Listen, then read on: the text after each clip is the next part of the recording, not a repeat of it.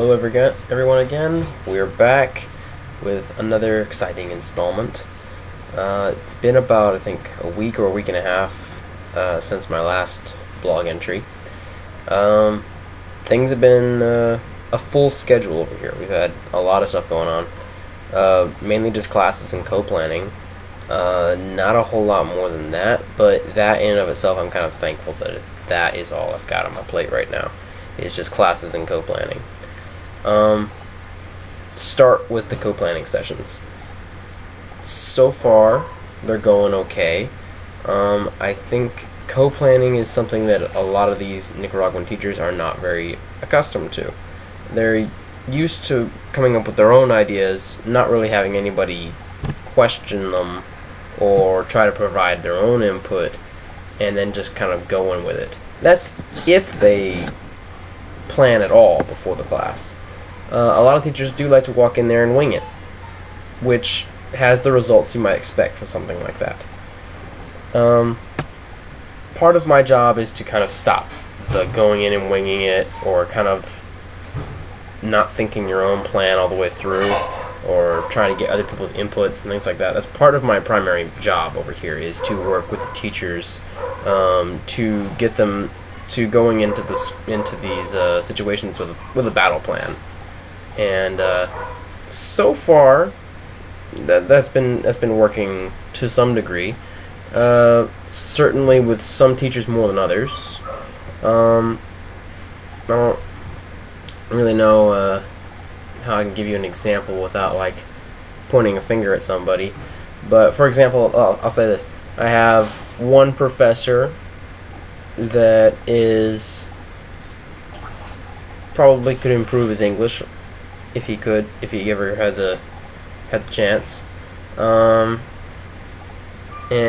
really, when it comes to the co-planning sessions, he kind of expects me to bring him the plan. I am to come down from the heavens and hand it to him, like God to Moses at the burning bush. And that is the plan. I don't think he actually reads it. I think he just copies it and turns it into the directora. That doesn't work really well, honestly. I'll just go ahead and say that. That does not work. It doesn't make any sense to have a plan if you haven't actually read it. So it's something that I think that we need to talk about and work on. Other teachers, they don't really want to co-plan at all. They're like, well, I've been teaching here for years. I have this curriculum memorized backwards and forwards. I can just walk in there and teach a class about simple past tense to 8th grade at this point. Yeah, well, I know you think you can, but if that were the case, really, your students would be walking out of here fluent in English, which they're not. So, as harsh as that sounds to say it like that, it's the reality of things. I mean, really, if the English education system and the English teachers here were fantastic, then why would I be here? So, I don't like to say it that way to them. I don't ever say it that way to them. But honestly, that is kind of the area that I think needs to be specified.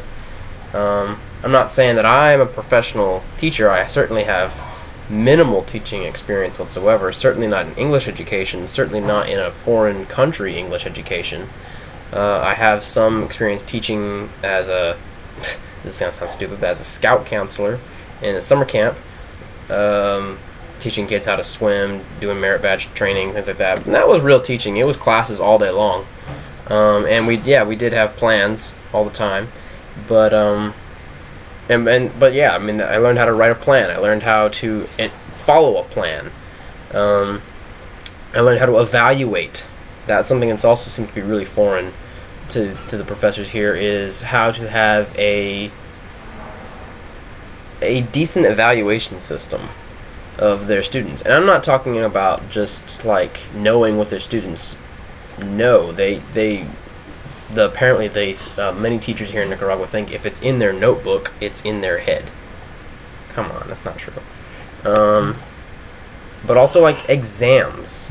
It's gonna sound, it's so weird. Like I watched for an hour and a half a professor take an oral exam, which was clearly the students had all gotten onto Wikipedia, translated something, and were trying to recite it, and they were stumbling all over the place, and it got to the point where he's tired, so he's not even paying attention anymore, and he's just kind of deciding whether or not they had an A or not.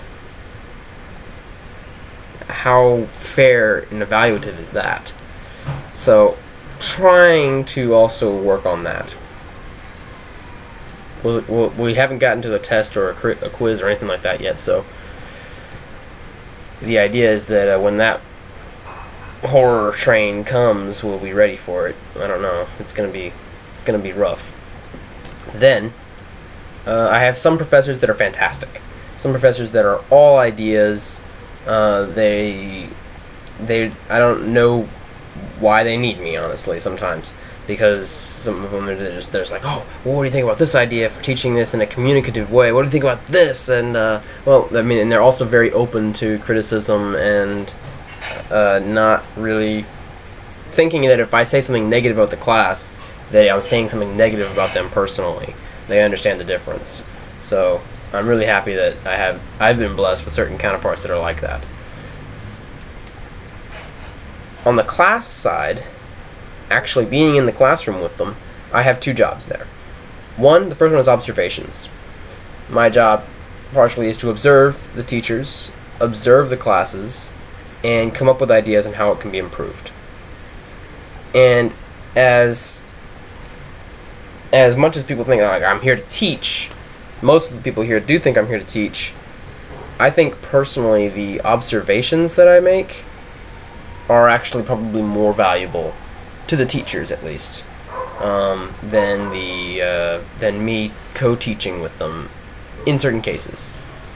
Certainly when I am teaching almost the entire lesson myself, and the teacher is just sitting in a chair in the corner, yeah, definitely my observations are more valuable than me doing that, because all he's doing there is just kind of like vegging and not participating whatsoever in the lesson. I've had professors do that.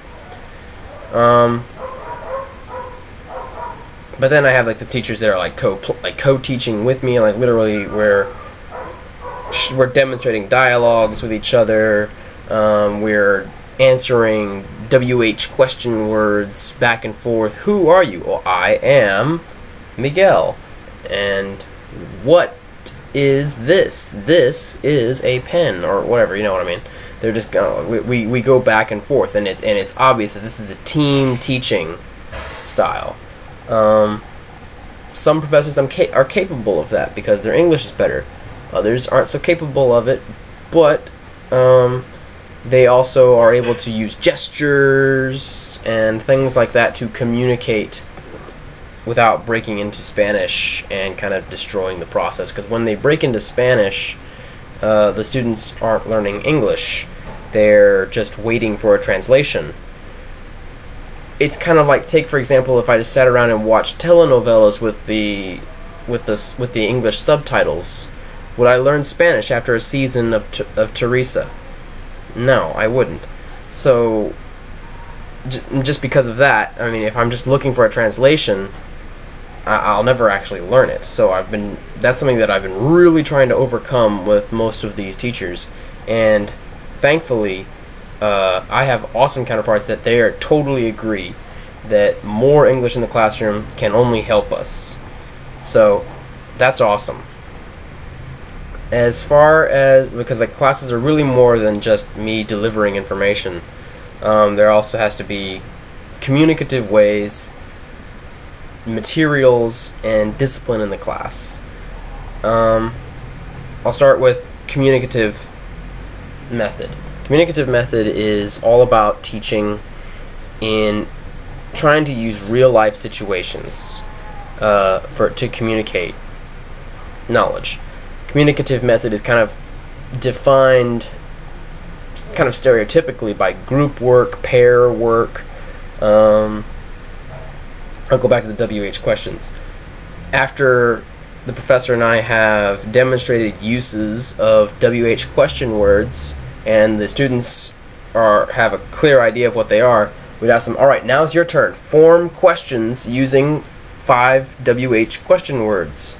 And then they work in pairs, they answer each other's questions, and then they present in front of the group, and then we say, oh, was that correct? Was that incorrect? And so the idea is that they're generating as much conversation as possible, rather than learning phrases or translating grammar, which are the grammar translation method, the audio-linguistic method. I'm not a big fan of songs, the jazz chants, because as good as they are for teaching, kind of developing good pronunciation habits, I find that they're almost useless in actually understanding what you just said. I have so many students that come up to me with like phrases, parts of songs that they love. They have no idea what they're saying, but they love it. They don't know what it means, though. And so that's always interesting whenever somebody comes up and starts, like, tells me, like, this perfect line from an Eminem song. And, like, dude, do you have any idea what you just said? And he's like, no. And I'm like, well, crap. Materials. Second, probably the most important part, is that a lot of the teachers go in without any kind of materials whatsoever to teach all kinds of stuff. This is disastrous, in my opinion. How can I teach vocabulary if they're just learning a word out of context without any sort of association, other than the fact that I told you manzana means apple? Wouldn't it be better if I brought in a drawing of an apple with the word apple written underneath and said, look, this is an apple? Or even better, I brought in a real apple. It says, look, this is an apple, catch. And people just kind of pass it around. I mean, they're actually using all of their different senses to kind of take in this new information, and it becomes part of their vocabulary.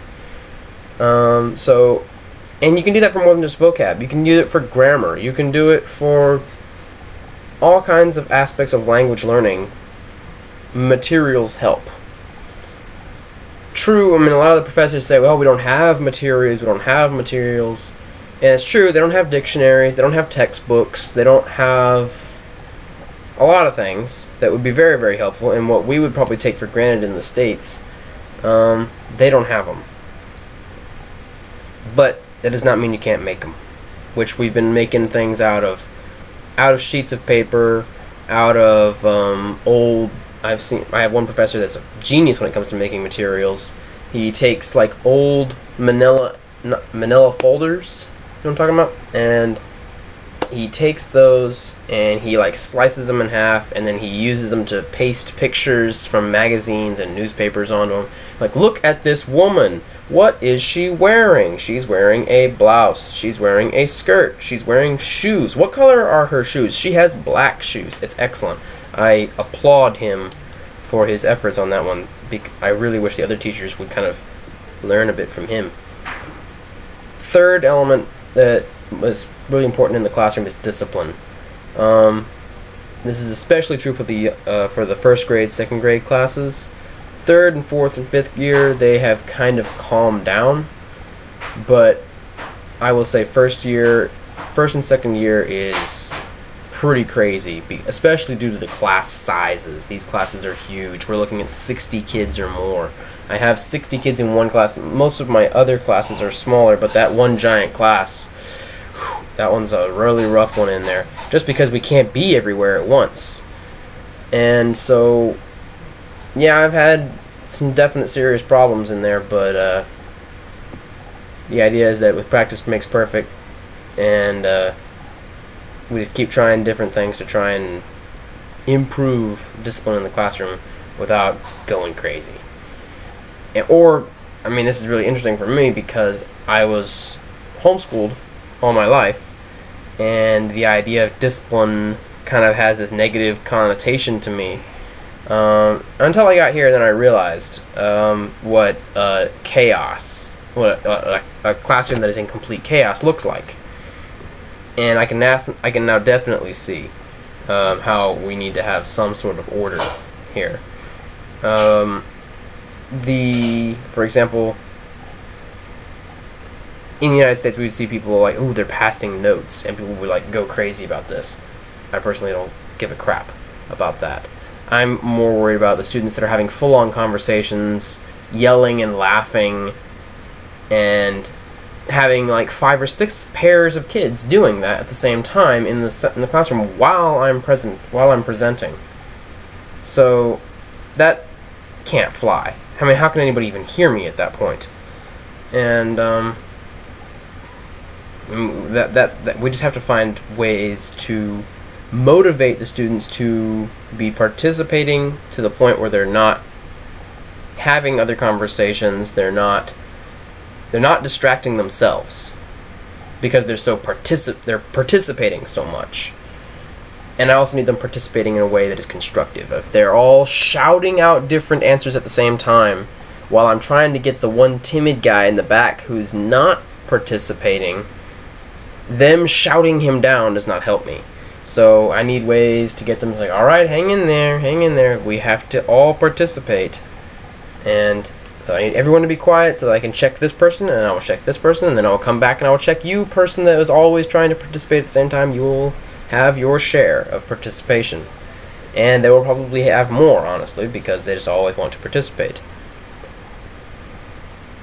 So those are probably the 3 main aspects in which that I'm helping in the classrooms. So far, after 2 weeks of hard work, and we're now going into week 3, definitely seeing areas that need to be worked on, definitely seeing areas that we are already starting to improve, and I only see good things happening in the future here.